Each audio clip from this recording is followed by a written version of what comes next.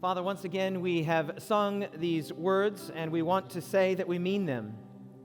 Insofar as we're capable of comprehending who you are and what you are, we respond to you right now. We have been wooed, we have been drawn, we have been attracted by your goodness.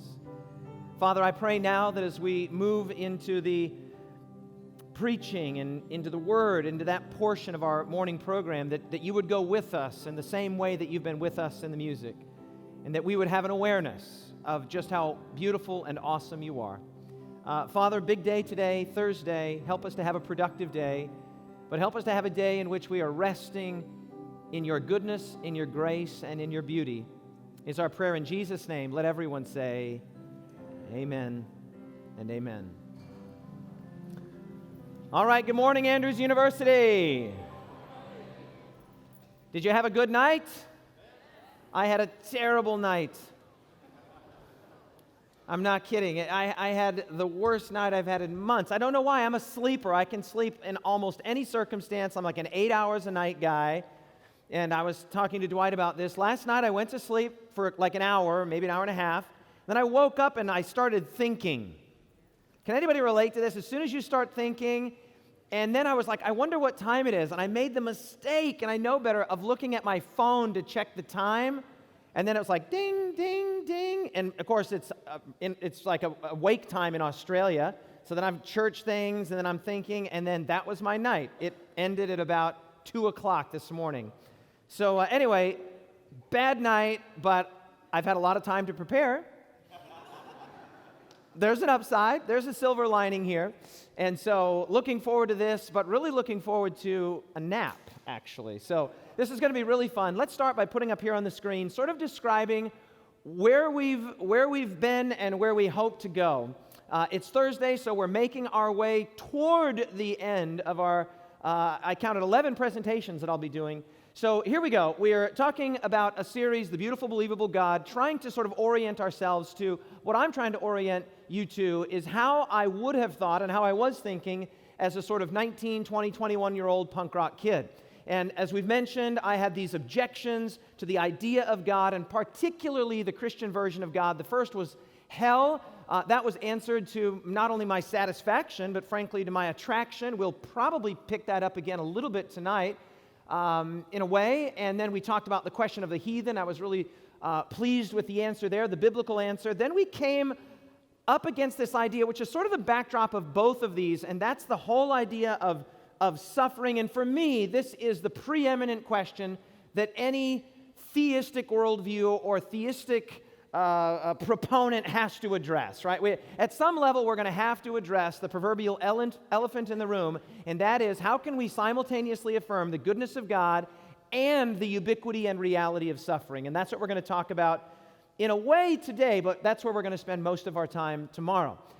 Then I mentioned yesterday morning and a little bit last night how in our journey, we sometimes get knocked back by the scientific enterprise. And can we really believe this? And especially those of us that are more critically minded, more skeptically minded, if I could even use that word, we're in a continual state of sort of flux in periods and seasons of greater and lesser faith. And I don't think that's a bad thing necessarily. I think it's just a part of the human experience, and I think it's further exacerbated by the fact that we live in modern times where we're being bombarded with this notion that believing in the God of Scripture or in any sort of, actual Christianity, like a sort of a historical Christianity, is off the table academically and intellectually.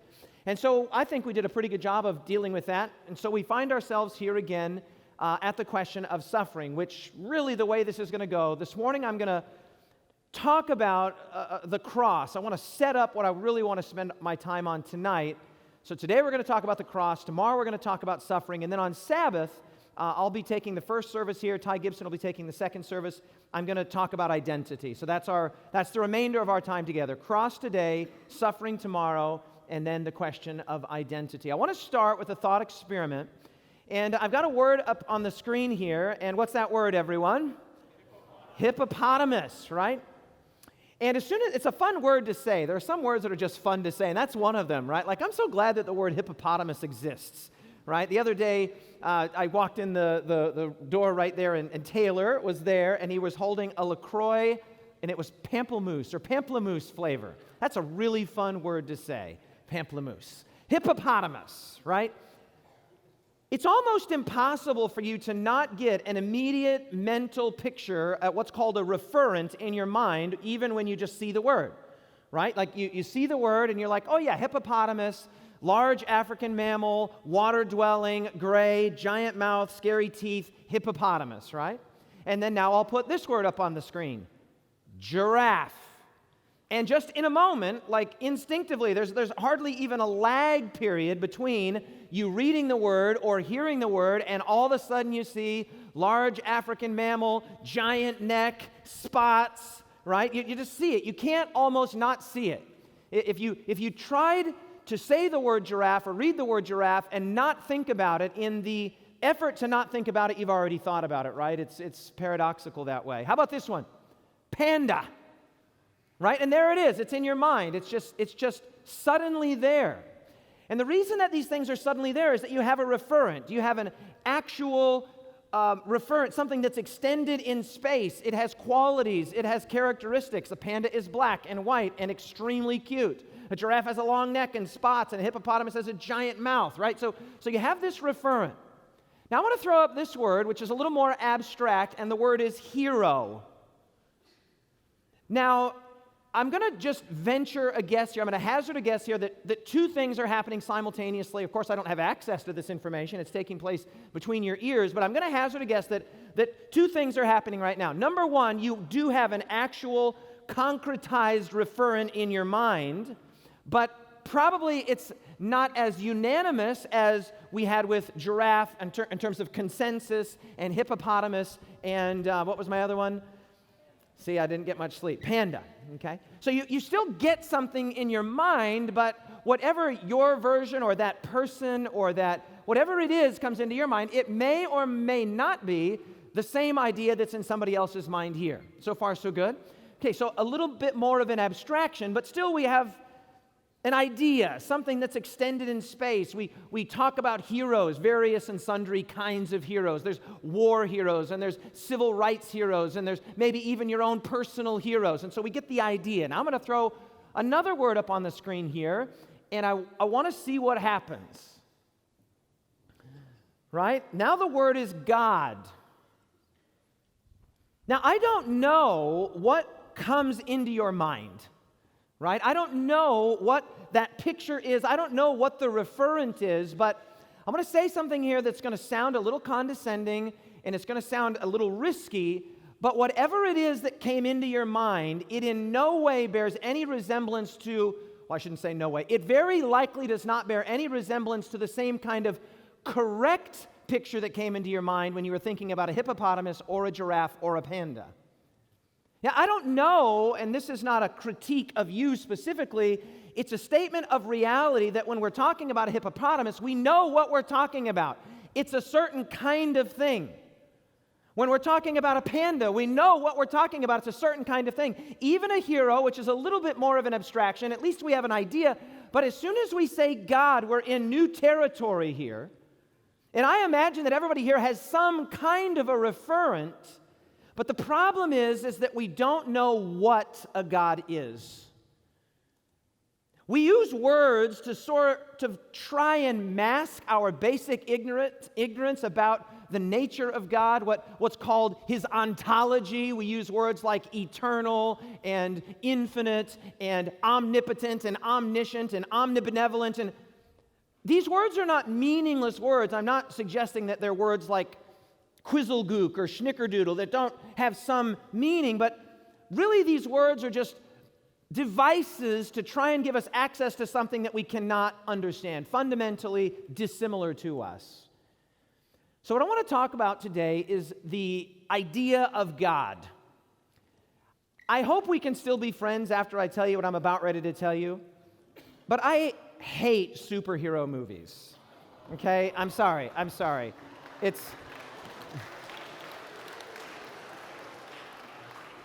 I don't know what the applause is for. I don't know if that's affirmation that we can still be friends.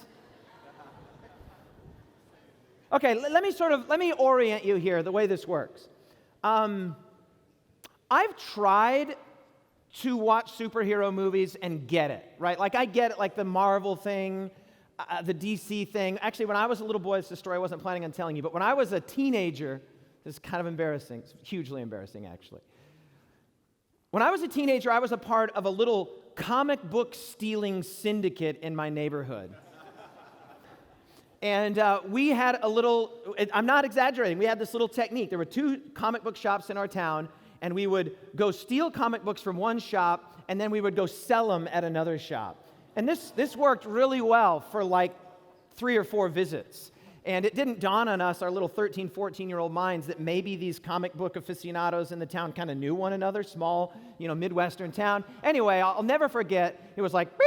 When the, police pulled up, I was like, my life flashed before me. It was incredible. So I think that sort of put me off of superheroes. So I'm like, okay, no more superheroes, no more comic books. So I've actually tried to watch superhero movies and appreciate them, but I can't do it. I just can't do it. And recently, I saw this movie, Avengers Endgame. I saw it on an airplane, okay? Because movies that you watch on overseas flights don't count, right? Like, can anybody here relate to this? Like, you're not in your right mind, things you would never do, never, ever do, right? Like, I cannot tell you how many times, I'm going to tell you another embarrassing thing about myself. I am deathly afraid of turbulence. Like, deathly afraid of turbulence, which is really weird because I do a lot of traveling.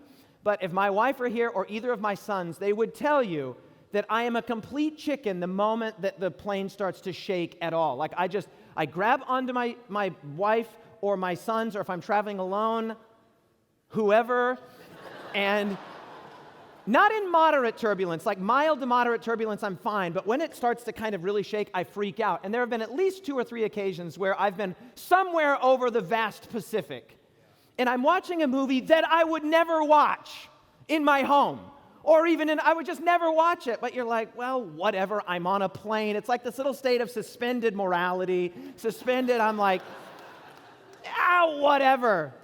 And so I put this thing on, the turbulence comes, I turn it off, I'm like, Lord, I'm so sorry. Yes? I will never, I won't do that again, I'm so sorry. Turbulence stops, I'm like, so where were we? Telling you the truth. So not on this most recent flight, but I was just in the United States in July, as I talked about yesterday. I was on this trip with Nathan. My friend Nathan, we were on that rock climbing fishing trip, and I flew back, and the Avengers Endgame was on, and I'd seen the earlier one like 2 years ago, also on an airplane flight, and my oldest son and I, we have this collective dislike for superhero movies, and so my older son had told me, because he went back about a week before me, because I was going to go visit my parents who getting older and not doing particularly well. So Landon texted me, my oldest son, he says, Dad, I watched Avengers Endgame on the flight. And I said, how was it? He said, it was terrible. And I was like, oh yeah, I told you we should have never watched it. Well, so I watched it. And man, I just hated it. I thought it was so stupid. Okay, now, here's why. By the way, I'm not critiquing the artists, okay? The actors and the artists. I just can't get into it, and I'm going to tell you why. Okay. So this is an actor you might have heard of before. His name is Christopher Hemsworth. He lives about a half an hour from where I live in Australia. Okay, he lives in a place called Byron Bay. And his house is, a good friend of mine drives Uber in Byron Bay. He's a member of my church, and he will often drive people to and from Christopher Hemsworth's house. So we recently had 2 teenage Norwegians come to visit us. And somehow they found out that he lived near where I live. And so they said, could we see his house? I'm like, this is the stupidest thing ever. No. But my friend was like, no, I'll take you to their house. So in order to see the house kind of back in the bush there, on the beach, but in the bush, you have to go out onto the beach. You have to go at low tide where there's these little rocks. You walk out, because it's all covered in trees. You walk out on these little rocks, and you can just get a glimpse of the top of his house. And they just thought this was the coolest thing ever. I thought it was the most ridiculous thing in the world, okay? So here's this Christopher Hemsworth guy. He plays Thor in the Avengers movie and the Thor movies and all of that. And here's my critique. Here we go. In 4 bullet points, this is why I can't get into superhero movies. My first critique is that reality in these movies is just completely malleable and arbitrary. Like you just make stuff up, like Hulk beat that guy. Like, it's not grounded in reality. It's not grounded in physics. The writer could have just as easily said, no, the Hulk is not capable of beating that villain. Oh, yeah, you're right. The Hulk can't. Well, there's no rhyme or reason to any of this. We're just totally at the mercy of the people that make this stuff up. Drives me crazy. I can't handle it, okay? Number 2, the stories are always formulaic, right? They just follow the same sort of pattern. And I know if you're an aficionado here, you're going to say, no, you don't understand the subtleties and the nuances. You're missing it, man. No, I can't get into it. Same sort of story. And the story is, in short, there's a villain and there's good guys. And then that segues into my third point. The villain is very violent, but the good guys are better at violence. I'm glad you sensed the irony there. And so this is what has been called, this is not original with me, but the idea is sometimes referred to as the myth of redemptive violence, right? The idea that the bad guys are violent, but the good guys are better at being violent, and they will be violent for the right reasons, while the bad guys are violent for the good reasons. And the sort of subtext to all of this is that violence is amoral. Right? Like, you can be good violent or you can be bad violent, and this is the idea of the myth of redemptive violence. And so this lends itself to my fourth and final critique here. Because you have a shallow problem, the world is going to be destroyed by villain X. You have a shallow solution. People save the world by killing the victim, or the what am I trying to say, villain. Yeah, I'm sorry, it just doesn't work that way. That's just not real. Like, we've got bigger problems than villains coming from outer space, right? Like, we've got problems that run right down our mind and our brains that we cannot be delivered from by Iron Man, right? Like Thor's not going to fix that. And so when I say hippopotamus, you get a referent. When I say giraffe, you get a referent. When I say panda, you necessarily get a referent. Even hero, you might get Christopher Hemsworth. But when we say God, I don't know what comes in your mind, but as we've already mentioned, the vast majority of gods of human invention and human history are not good news. And I'm going to tell you something right now that might be a bit of a heartbreak for some of you. If Christopher Hemsworth or his character of Thor could suddenly be the one true God, that would be terrible news. Are you with me? Now, some of you are going to say, oh, yeah, but David, you're bringing theology into the movie theater. Get over it. This is just for entertainment. Okay, now, I grant you that. I grant you that. If you can watch it for entertainment, you can enjoy it, fine. I just don't have this sort of suspended, compartmentalized version of reality. I critique things. I'm just like, no, that's stupid. I can't watch it. Okay? Just can't do it. So here's this idea of what God is and what God isn't. Psalm 50, verse 21, and I'm going to purposefully quote this in the Old King James just because it sounds so cool. God says, "Thou thoughtest I was altogether such an one as thyself, but I will reprove thee and set them in order before your eyes." Let me give it to you in a little more modern translation. You thought I was just like you, but now I'm correcting you. I'm laying it all out right in front of your eyes. Yeah. You thought I was like you. The various and sundry heroes of the Marvel Universe or the DC Universe or of Greek mythology or the various gods of human history and human invention bear a striking resemblance to the humans that have imagined them and created them. Right? There's this incredible, in fact, I love there in Psalm 50, verse 12, this great little verse. I couldn't resist it. It's right there in that same context. God says, look, let me explain something to you. If I was hungry, if I needed a sandwich, I wouldn't tell you. What could you do about it? This critique, God's critique of idols, is absolutely consistent and frequent in the Old Testament. God is so down on idolatry, and it kind of raises the question, why? Why is God so down on idolatry? And the short version is that idolatry is an insult both to God and to human beings. Because God has already imaged himself. not in a statue made of wood or of stone or of metal. God has imaged himself in human beings. And so an idol actually causes us to have a decreased understanding of who God is, but it also decreases our own understanding and value of who we are. And so God's down on idolatry. And so I'm going to read you something fascinating here in Psalm 115.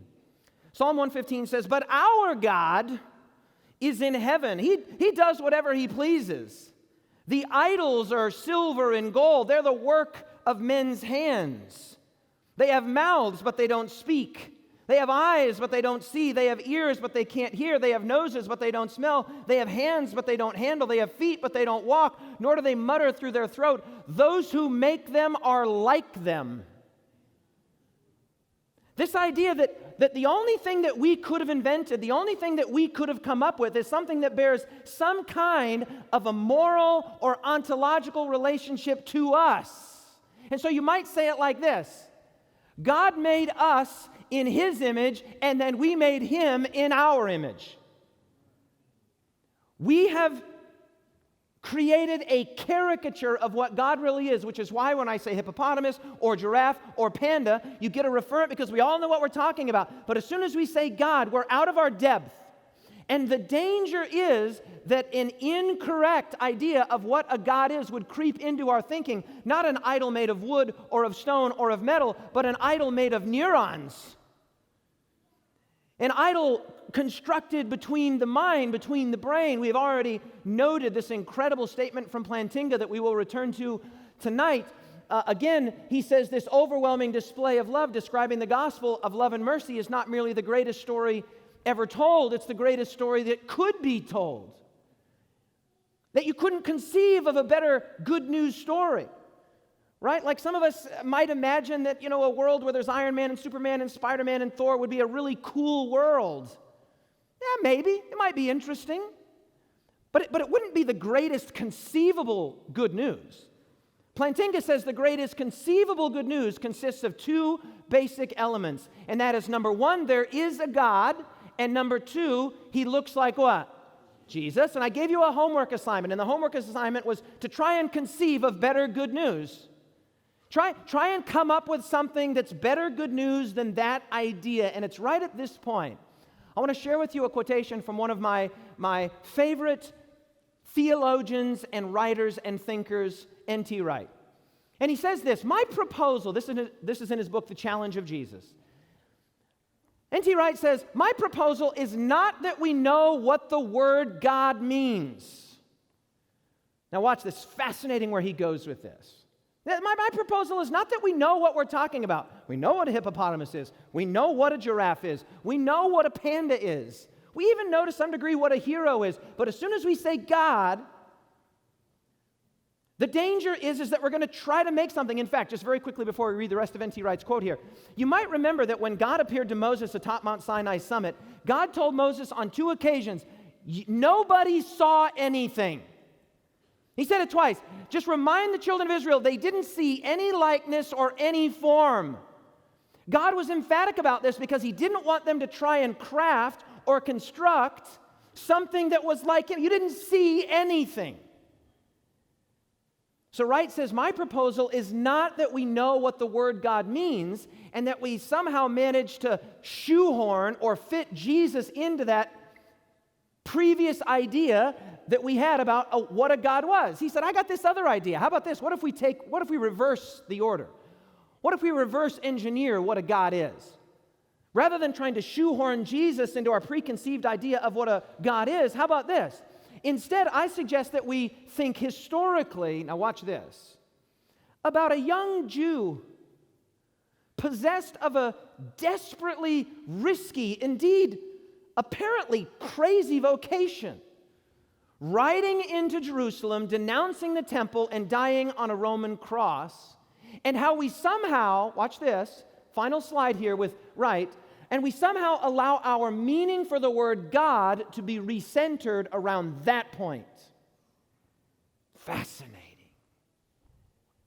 Whatever we thought we knew about God, Wright is saying, we can't shoehorn Jesus into it. Jesus becomes the the portal, the sole portal through which we can really discern who and what God is. I and my Father are one. If you have seen me, you have seen the Father. And he says, here's this young, provocative, young, seemingly crazy rabbi that rides into Jerusalem on a donkey, and he says, we need to look and say, there's God. In the words of Bruce Shelley, who wrote the very first sentence of his well-known book of the late Bruce Shelley, the well-known book, Church History in Plain Language, this sentence has become lodged, it's become a part of the furniture of the intellectual landscape of David Asscherick's mind. I can't unremember this sentence. It's incredible. He says, Christianity is the only major religion to have as its central event the humiliation of its God.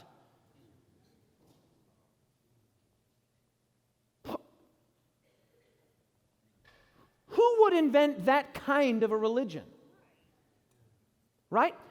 This was God's critique in the Psalms. Those that make the idols are like them. Thou thoughtest I was altogether such an one as thyself.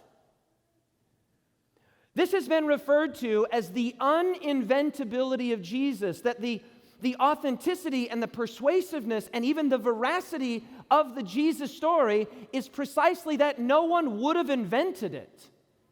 And if you listen carefully, if you read the subtext in the various stories of Jesus, particularly in the Gospels, you hear Jesus trying to get people to orient themselves toward a new, like an inversion of reality. Very quickly, he would say things like this: blessed are the poor in spirit. That's an inversion of first century Judaism.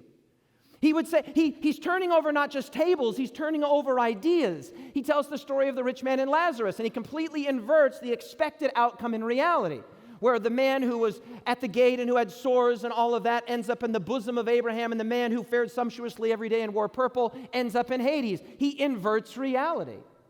The first shall be last, and the last shall be first. Again and again, we encounter this Jesus that you wouldn't have made up. And N.T. Wright makes this great point. I don't quote it here, but he says, even if a modern could theoretically have redacted the story of Jesus into history, the point is you could have never gotten this Jesus out of the Palestinian soil of first century Judaism.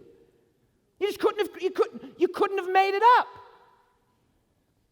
A complete inversion and expectation of reality, and it's right at this point that we are going to pick up a story that you know on one level, but I feel like I didn't even know until very recently. And that's where you have this incredible conversation about the nature of power and what power looks like, where Jesus is standing before Pilate. And I'm going to give you a little trailer for what's coming tonight. Then Pilate said to Jesus, do you not know that I have the power to crucify you and I have the power to release you? Jesus is not talking. He's silent. He's not responding to the overtures of Pilate. And Pilate orients this young Jew, this quiet Jew. He says, hey. Maybe you're not understanding the nature of the situation in which you find yourself. Don't you know who I am? I have power. Friends, what is God doing on a Roman cross? And who in that interaction was really in possession of the power? Don't you know who I am? Jesus could have just as easily said to Pilate, I know exhaustively who you are. Do you know who I am? And friends, if we're going to have any hope of accessing the beautiful and believable God of Scripture, we're going to have to find our way to that incredible, incomparable, uninventable portal into the picture and portrait of who God is, called the cross. Christianity is the only major world religion to have as its central event the humiliation of its God. And tonight we will seek to begin to try and approach, and dare I even say, answer the question, what is God doing hanging on a Roman cross? God bless you all. Hope to see you there tonight.